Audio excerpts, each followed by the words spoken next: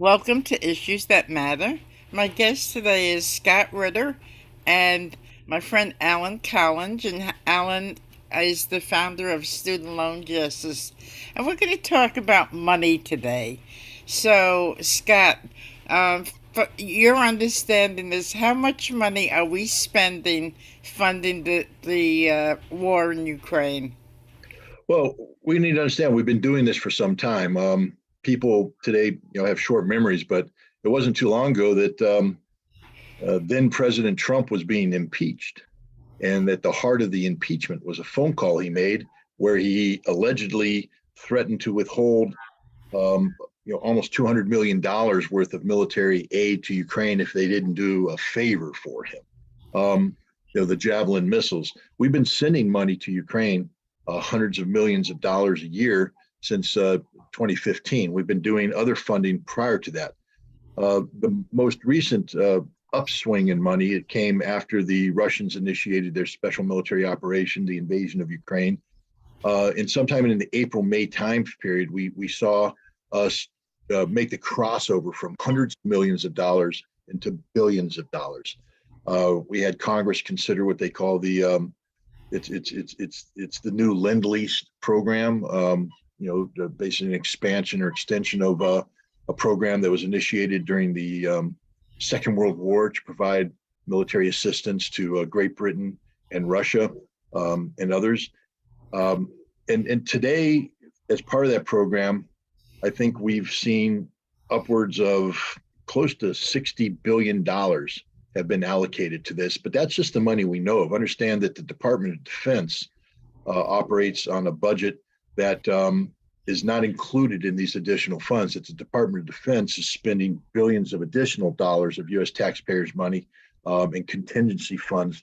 The 101st Airborne Division, for instance, is deployed now to Romania as a presence of force related to the Russian move. This is multi-billion-dollar expenditure. So we've in to Ukraine, I would say easily we've spent more than $100 billion over the course of the last few years, dealing with Ukraine, dealing with the potential of a Russian threat to Ukraine. $100 billion.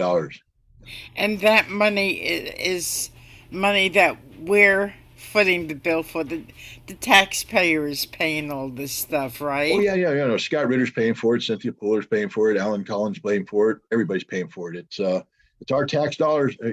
Our tax dollars at work. There it is, right there. $100 billion that has been sent to Ukraine, and you got to ask yourself what we're getting for this investment. And the answer is not a damn thing.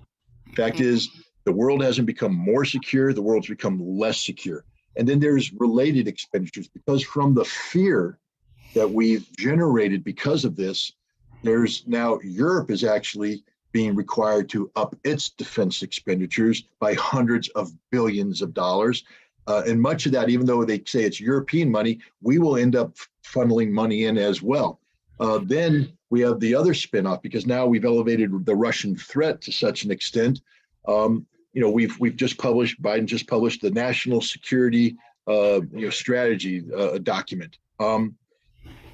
We're now going to spend over the course of the next 10 years over $1 trillion. That's with a T, to modernize our nuclear strategic defense deterrence so that we can better respond to this Russian threat that we are responsible for magnifying. So there's a additional impact, fiscal impact to simply putting this money, this $100 billion in. This $100 billion actually triggers additional releases of money, which over the course of the next decade will exceed $1 trillion. And I just ask anybody watching the show, what could you do with $1 trillion? And I bet you could come up with far more creative things than funding weaponry that goes to Ukraine for the purpose of killing Russians, but ends up being destroyed, and in the process of being destroyed, kills more Ukrainians. Because that's what your taxpayer dollars are getting you: dead bodies. So, this $1 trillion, like you said, um, ultimately, what the taxpayers are not going to see any substantive value from this, right? Well, when you say taxpayer, you and I who pay our fair share in taxes aren't going to see anything about. Now, if you're the CEO of Raytheon or Lockheed Martin or other defense industries who have managed to find loopholes and stuff so you don't pay that much taxes, your corporations don't pay taxes. So it's really hard to call them taxpayers. But they're going to see a lot of benefit. They're going to see their bottom line rise up. They're going to see their stock valuations go up because they're the ones producing the machinery of death. They're the ones receiving a lot of this taxpayer money to produce the machinery of death that goes to Ukraine and delivers death, not just to Russians, but to Ukrainians. So, there are some people who do benefit from this. I won't call them taxpayers because whatever they pay in taxes pales in comparison to the burden placed on the average American citizen. So, Alan, Scott laid out his explanation for what's going on. You've been involved in student debt for many years. Tell us what's going on with people who are burdened with debt as compared to the money that's being thrown at the Ukrainians. Well, the contrast between how we so happily and willingly spend money on typically lately unwise military pursuits versus the sudden conservatism and sort of alligator arms that come out when it comes to funding higher education in this country is shocking. The taxpayers have decided with the advent of this federal student loan program that not only are they not going to actually pay to educate their citizens, the government has decided that it wants to turn a profit on the endeavor. So since, the 70s, actually, maybe even before, the government has lent money to pay for people to pay for college, and it has commanded an extraordinarily high interest rate on these loans. This is for a lending program that back in 1965, President LBJ declared when he rolled out the lending system that the loans would be free of interest. Well, today, speaking of $100 billion, Scott, about $100 billion in interest alone clicks off on the backs of actual taxpayers who are saddled with this enormous debt. And this is affecting people across almost all spectrums, except for the uber wealthy. This affects true taxpayers from top to bottom. And I would maybe even include, moderately wealthy, marginally wealthy families who maybe they don't get loans, but they have to pay, full book value. They have to write a check for their kids' tuition every year. And they're impacted by the hyperinflation that this lending, I call it a scam, and it really is a scam, has created. So it's just a mess in all ways. And I think I'm so glad to be here with Scott today so that we can compare the two faces of the federal government when it comes to, paying for their citizens versus paying for foreign wars. So you have been working for years on bankruptcy protection. Do you see that coming in the near future? We were very hopeful, for the past 17 and a half years, we've been fighting very moderately only for the return of bankruptcy rights to these loans. A lot of people don't realize that student loans are uniquely stripped of this right. We were hoping very much, and we've got two great bills in the House and the Senate right now. Senator Dick Durbin and a couple of Republicans, believe it or not, Josh Hawley, John Cornyn, a great bill in the Senate, and a recently introduced companion bill in the House that would return bankruptcy to these loans. But it's sort of looking like they kind of did a bait and switch on us. And this is basically the establishment, Democrats and all the Republicans. It's looking like they're going to pull the rug out at the last minute, and that our bills will hopefully not, but it's looking like they'll probably expire at the end of the year. We were hoping to get this right returned by the election, but we've got 10 or 11 days to go here, and we don't see the bill being signed by the president yet. So hope is dwindling, but we are fighting very hard right now. So we'll see. Tell us a little bit about the 10,000 dollar forgiveness program and how the Republicans are up in arms about that.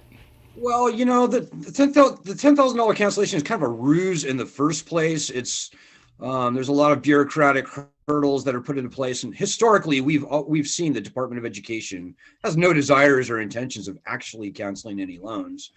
And now, lo and behold, we see the Republicans actually challenging the loan cancellation, claiming that the president doesn't have the authority to do it. He does, by the way. And that's maybe another conversation. But the Republicans are looking very strong going to this election. But if there's any way for them to snatch defeat from the jaws of victory, putting their finger in the eye of the 38 million distressed student loan borrowers out there, that's a good way to do it. So they're trying very hard. So, Scott, for the money that's allocated in Congress, there's really no vocal or very little vocal opposition, right? There appears to be virtually none, because Ukraine's been turned into a politically charged issue where if you oppose this, you're supporting Putin. And of course, Putin's been demonized. So you have to do this. It's like Congress does this all the time. The Patriot Act. If you vote against the Patriot Act, you're inherently unpatriotic. And they go and they name things like that, support the Veterans Act. But if I oppose it because it doesn't support the veterans, I'm now accused of not supporting the veterans.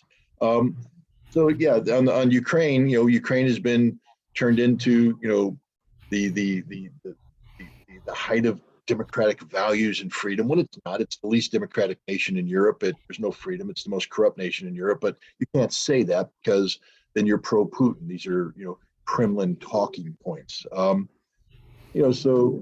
that can I ask Alan a question though? Sure. I'm going to take off my weapons inspector hat. I'm going to put on my concerned American taxpayer and father of two college graduates, meaning that I'm one of those people that you talk about, Alan. We are paying back student loans. Here's an argument I put out, because I took student loans when I went to college. I graduated in 1984, so the scope and scale was far different, et cetera. It took me 11 years to pay off a $30,000 debt. But I paid it off. And I hear a lot of people saying the same thing. I paid off my debt. Why should I have been burdened with paying off my debt now? You want me to do this, that, and the other thing. And here's the response I come up, and I want to see if you agree with my thinking, because I'm not an economist. But my point of view is this. Let's take a hypothetical daughter, because I don't want to put any of my daughters under the bus. But they graduate college and they get their first job. And their first job is, say, a $38,000 a year job. Doing God's work, honest job, honest labor. But now they got to go into the healthcare market and get that insurance, because not every job has the great insurance. And that suddenly strips away. That $38,000 isn't $38,000 anymore, because healthcare takes a nice chunk out of it. And because they're now independent, they have to live in an apartment. They don't get to, they don't want to, and they shouldn't be living in, mom and pa's house. They go out on their own. So now they have to pay rent. They have to pay the electricity bill. They have to pay the bill. Now $38,000 just dwindles down to this.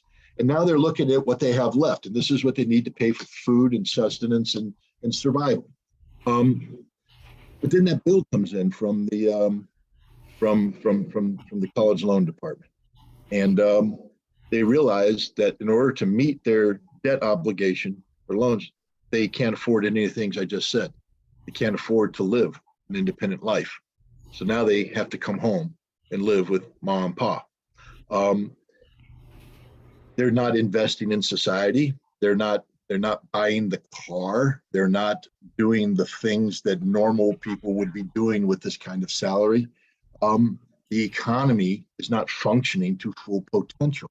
When you strip away these recent college graduates with these overwhelming college burdens, they are at home and they're disrupting the entire economic flow that's supposed to exist when you talk about a tax base. So my response is, if we paid off these loans, yes, it would be expensive up front, but we would actually be bringing a huge amount of stability into the economy. People would be able to rent more, buy more, produce more, which creates more of a tax base, and the economy would function. And I think that the benefit to the economy would exceed the cost of paying off the loans, especially over time. Am I wrong on this, or do I have a point? No, I think you're exactly right. And people maybe your age or maybe a little older who paid off their student loans in years or decades past, they need to realize that these student loans today are a far different animal. Statutes of limitations were removed, bankruptcy, which is the most important constitutionally enshrined right, was removed. And these debt instruments have become licenses to steal. And it hurts the country in every way. What you just said explains it perfectly. What good does it do to saddle young people who are the future of the country with this sort of debt burden that hamstrings not only they themselves, but the entire economy as well? It makes absolutely no sense. And, when you hamstring somebody at a young age, typically that really affects the whole arc of their life going forward. So the actual cost, the long-term cost to tax revenues, et cetera, is debilitating.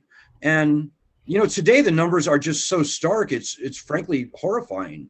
And this is according to Donald Trump's appointee, Wayne Johnson, who ran the lending program under Trump.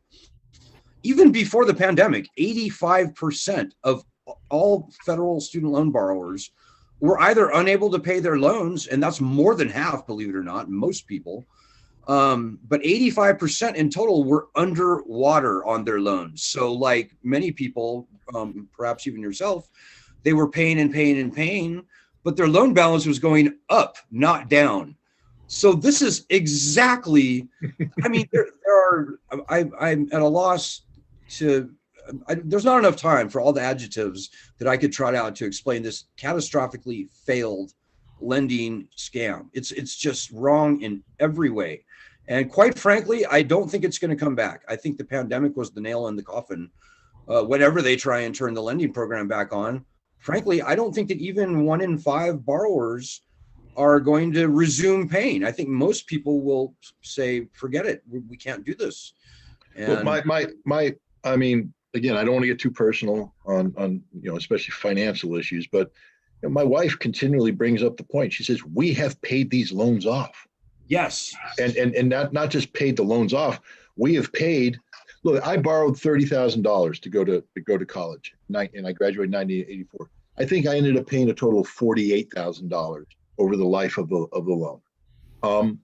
But I don't want to give away, but let's say hypothetically we borrowed 60 grand for a college education. We've paid say 90,000.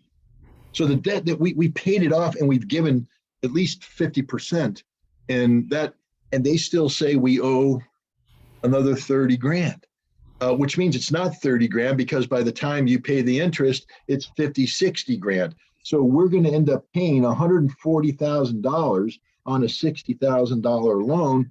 That's highway robbery. Now, thank God we're in a position where we can do this, but I'm 61 years old. I'm supposed to be thinking about retirement. I'm supposed to be thinking about finding a nice shaded spot on a sandy beach that's a stone's throw away from a golf course. That's what I'm supposed to be thinking about, not how I'm going to be earning money till I'm 85 years old to pay off a college debt for a daughter who graduated in 2016. And I'm in a better economic state than everybody else there. And if I'm pulling my hair out, and if my wife's going, I can't say going great because she'd get very upset.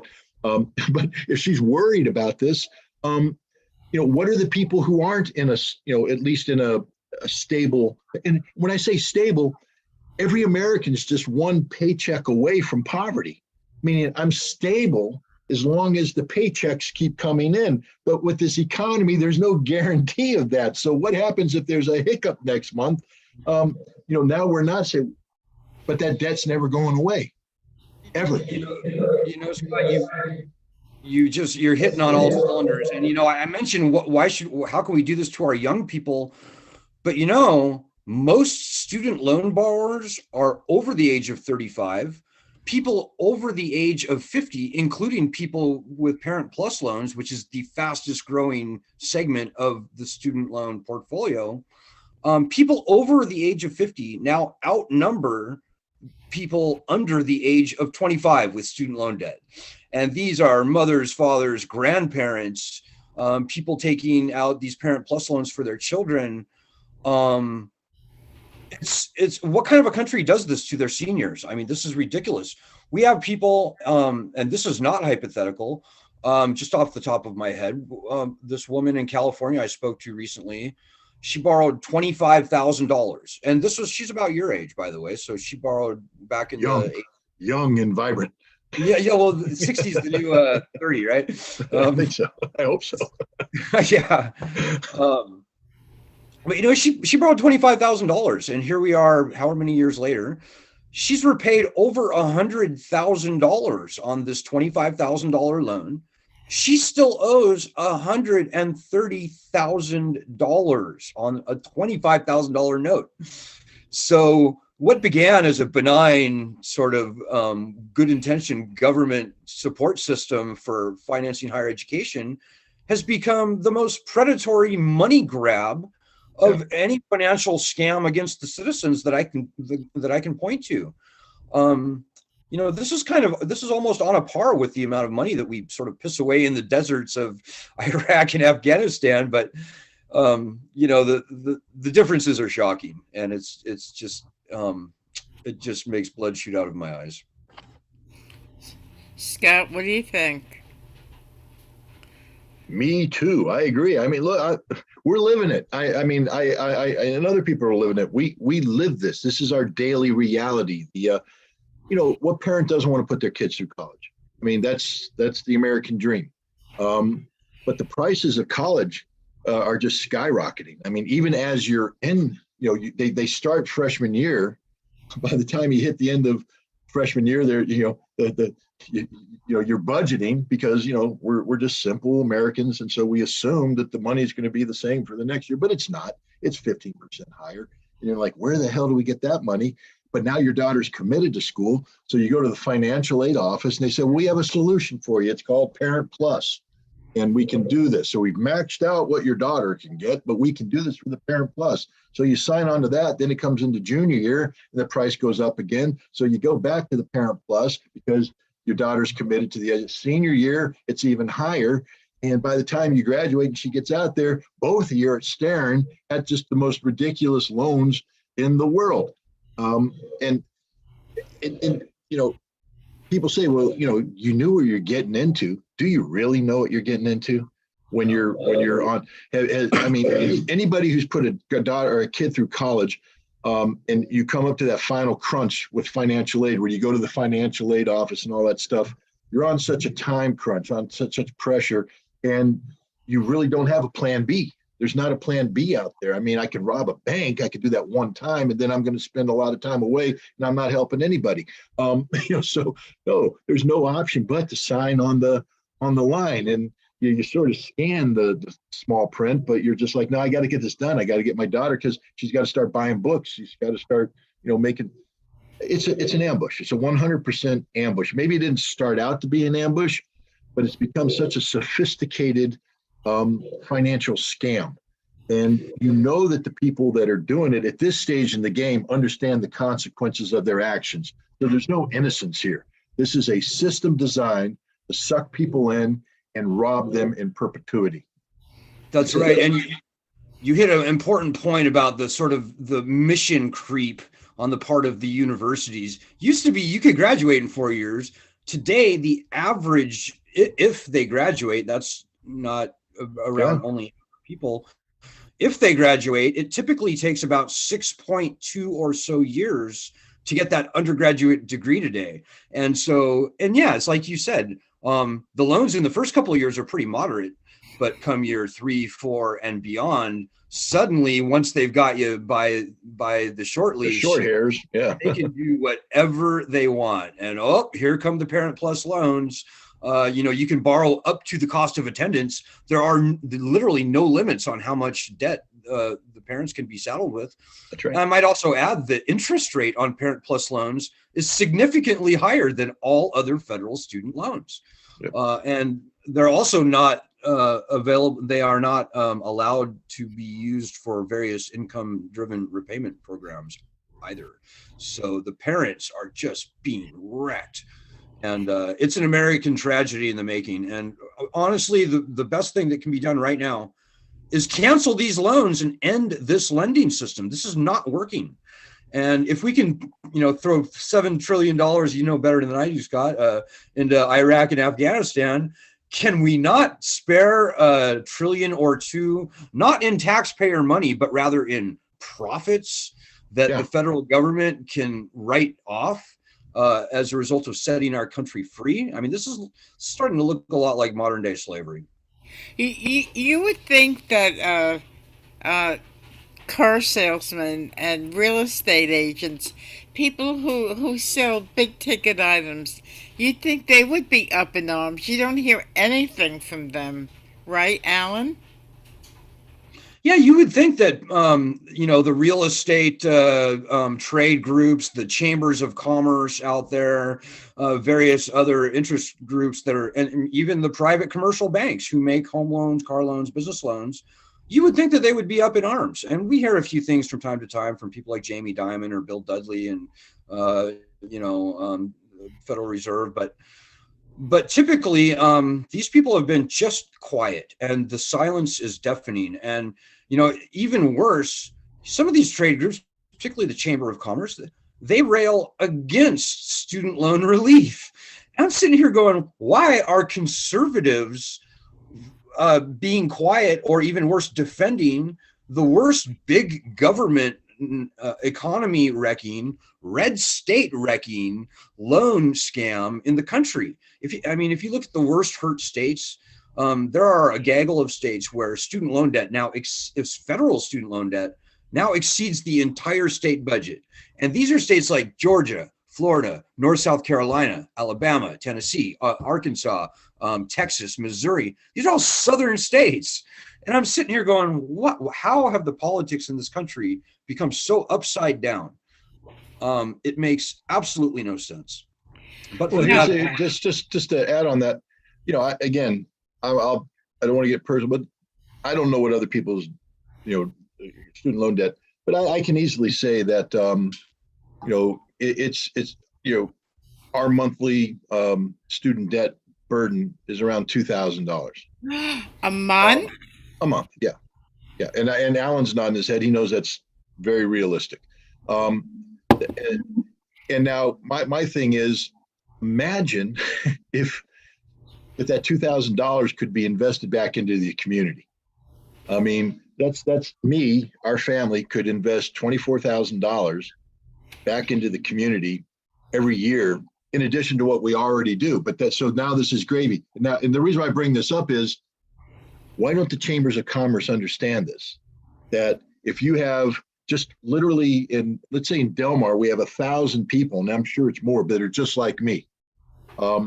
That's, I don't know, I'm bad at math, but 24,000 times 1,000 is a lot of money, millions of dollars that are now available to be reinvested directly back into the community, because that's where most of this investment would go into. We'd be going to the Home Depots to do home improvement. We'd be going, to restaurants more. People might be going out and renting or even buying a place. I mean, that's a mortgage. That is literally a mortgage. Cars, people be selling cars. And every time you do that, there's spinoff, because if you're doing cars, that's more business for the car manufacturers. If you're going to restaurants, that's more business for that industry, et cetera. Instead, it's $2,000 that disappears into a black hole that doesn't benefit the local economy at all.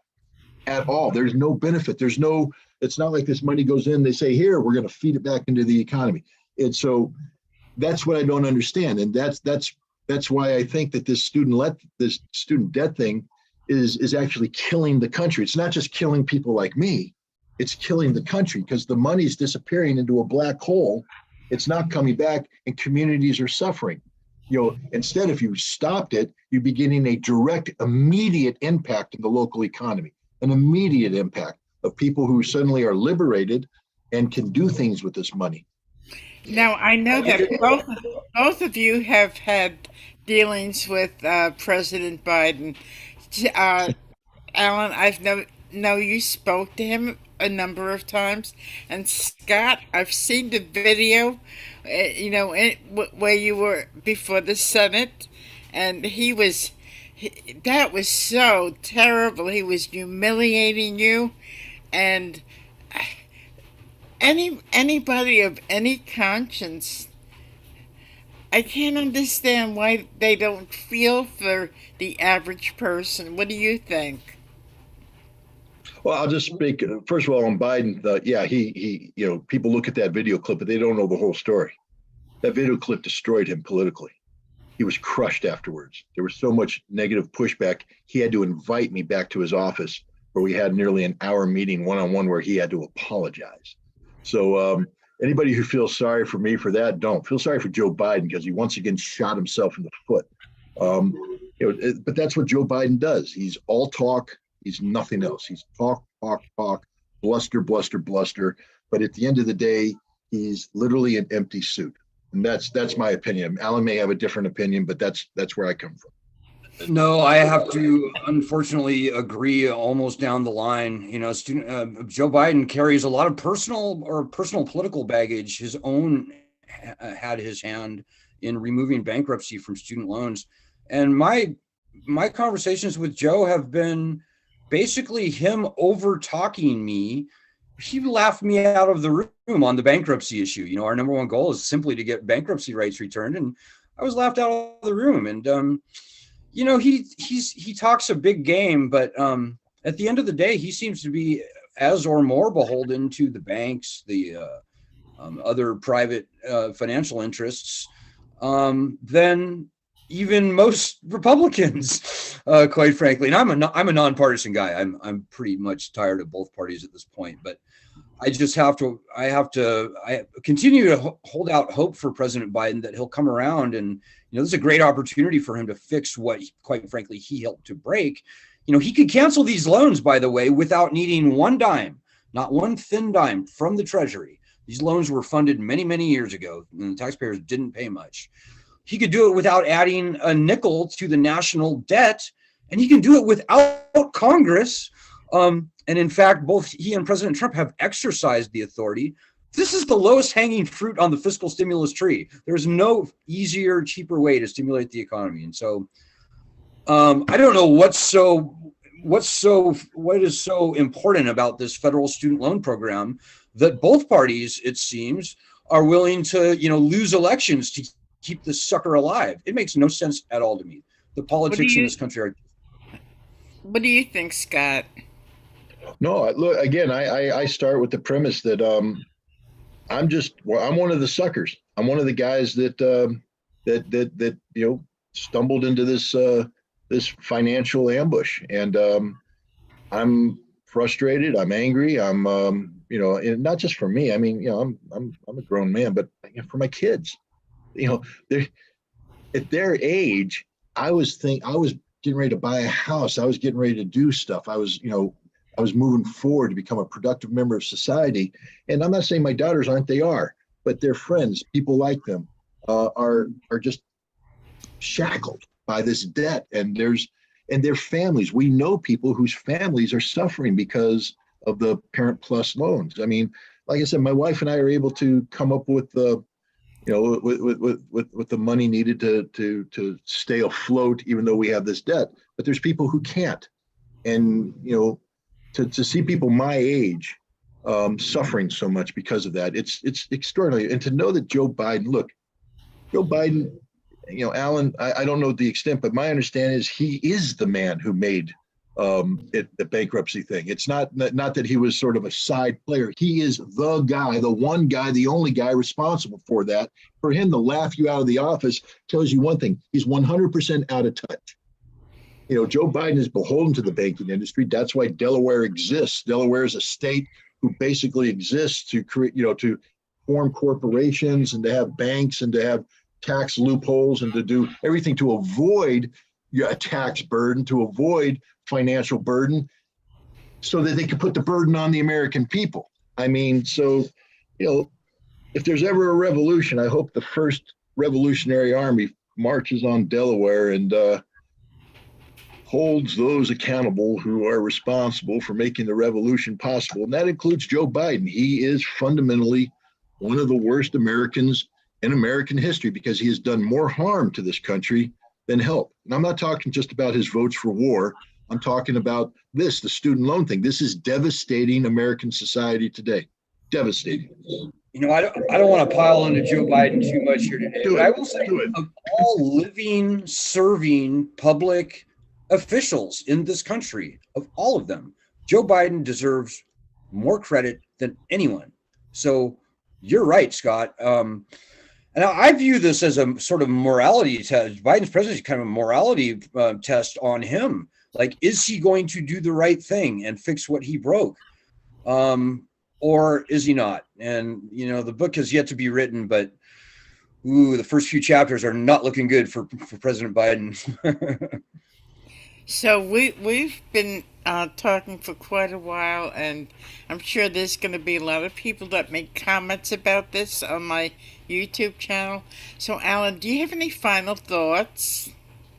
Yeah, I would just urge people to call the congressman, call the president, and just tell whoever you can think about to, at a minimum, return the constitutional bankruptcy rights that the founders called for in the Constitution ahead of the power to declare war and raise an army to these weaponized loans. I think that's where it all starts, and beyond that, I think we'll see meaningful loan cancellation after that. But kind of starts with bankruptcy, unfortunately.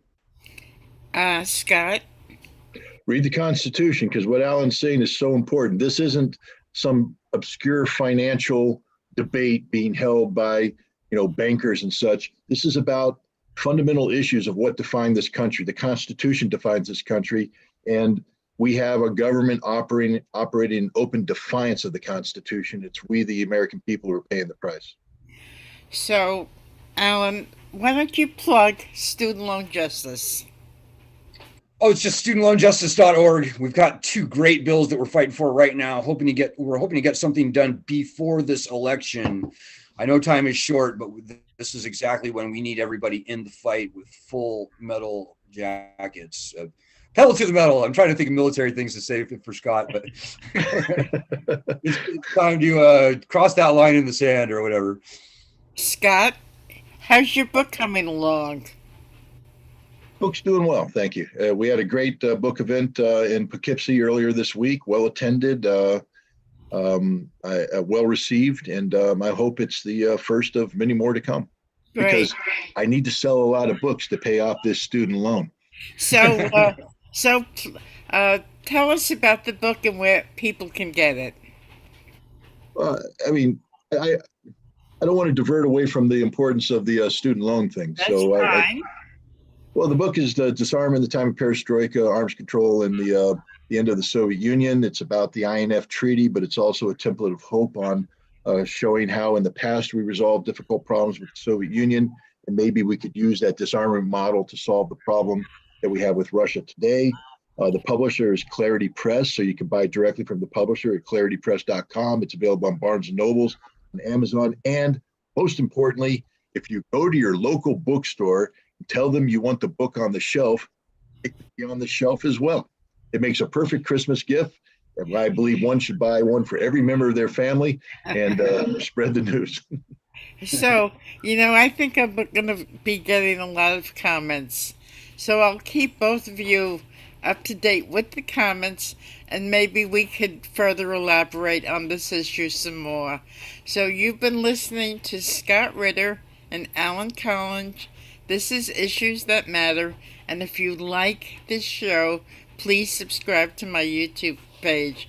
Hey guys, it's been a pleasure talking to both of you. Have a Thanks great for having me.